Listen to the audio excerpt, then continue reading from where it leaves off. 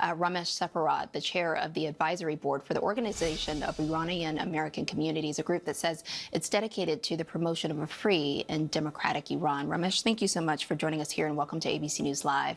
I want to ask you here, what does the downing of that U.S. fighter jet over Iran signal to you about the state of this war right now and then also where it's headed? I think the problem here is that everyone may view the downing of the jet as a strength of the regime, but this regime is very weak. President Trump's pressure has exposed the regime, but again, the focus should be on what's happening inside Iran. Just this morning, there were two high-profile political prisoners that were executed by the Iranian regime, Vahid Bani Ameri and Mr. Montazir. These two are in addition to the last 5 that have been executed since the beginning of the week. These are members of Iran's main opposition group, the MEK, and it shows you that these executions are actually the decisive issue that remains in terms of U.S. policy. Tehran really fears organized opposition and the domestic uprising more than anything else, and that is what the focus of our campaign has been: no to execution in Iran, support the Iranian people for a non-nuclear secular republic.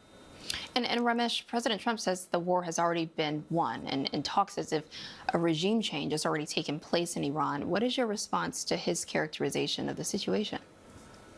I think the real regime change is what comes from inside Iran. The Iranian people want this regime gone. That's why they were bravely protesting during the January, and thousands were killed in the streets. But now the regime has turned to the political prisoners and executing them because they want to instill fear in Iranian society.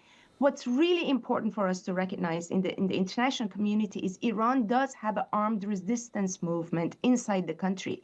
That resistance movement, led by the MEK inside the country, which is also known as the National Liberation Army, is what was actually attacking Iran's supreme leader's residence a week before this war began. So we need to pay attention to what's happening on the ground, the real war between the Iranian people and the regime in power. And that is the center of the focus for our organization, to make sure that their voice is elevated and their message is being heard as the true solution and a path to regime change in Iran.